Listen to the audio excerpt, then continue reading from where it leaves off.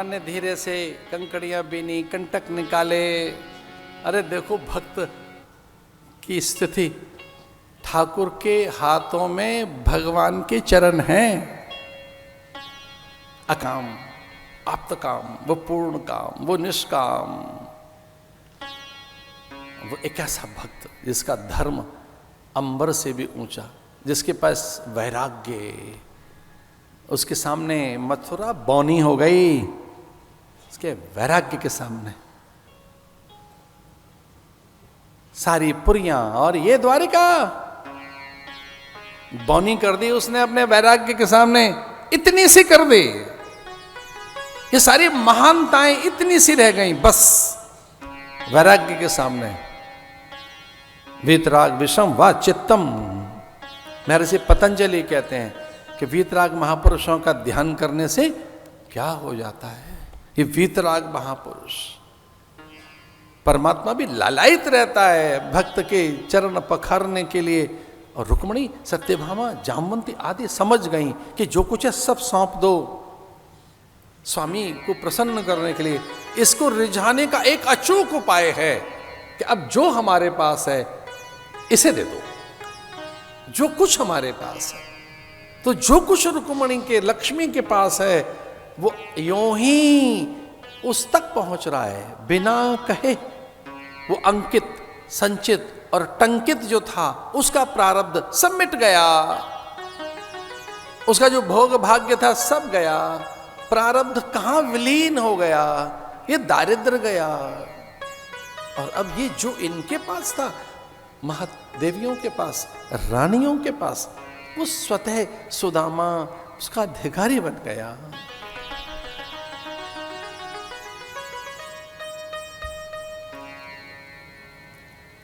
प्रसंग तो कई बार आए पोरबंदर के एयरपोर्ट को छूने के, पर पोरबंदर एक ही बार गए पूज्य भाई श्री के यहाँ एक मंगल प्रसंग के कारण। और तब वो मुझे बड़ा अच्छा लगा जब सुदामा के भवन और गांधी के जन्मस्थल के दर्शन हुए। दो सदगृहस्थ वहां पैदा हुए। एक मायने में ये गुजरात की धरती प्रणाम करने के योग्य तो है ही। यहां से क्या लाल पैदा हुए। ये पोरबंदर जगह है ना, यहीं तो पैदा हुए वो। उसके भवन वहां मैं रोक ही नहीं पाया।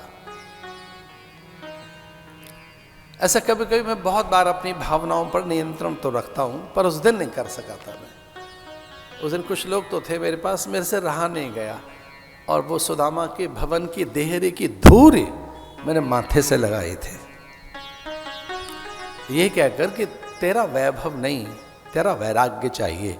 जिसने तुझे, तेरे वैराग्य ने द्वारिका को अचंभित कर दिया, वो वैराग्य चाहिए, वो आप्तकामता चाहिए, वो धर्म चाहिए, वो अयाचितता चाहिए, वो अकामता, अकिंचिनता चाहिए। मित्र है, पता नहीं क्या क्या बातें करेंगे, चलो यहां से, लेकिन रोक लिया सबको, ठहरो, हमारी बातें सुनो। सारी रुक गई और भगवान सीधे सीधे कहते हैं, तुझे मेरी याद कभी नहीं आई। यहां से आरंभ करता है ठाकुर, तूने मुझे कभी याद नहीं किया। अब सुदामा की बारी है। उसने कहा कि सत्य की शपथ खाकर कहता हूं कि एक भी पल तुझे कभी भुलाया नहीं, एक भी पल। ये दिखाना चाहते हैं वो रानियों को, देवताओं को, कि जो हर पल मेरे स्मरण में रहा, उसे मेरा वैभव नहीं चाहिए। वो हर पल उसकी स्मृति। भगवान की बड़ी गाथाएं, कथा तो भैया आगे चले तो नृग की है, भगवान दत्त का चरित्र है। जिज्ञासु बनो, कहीं से भी सीखो।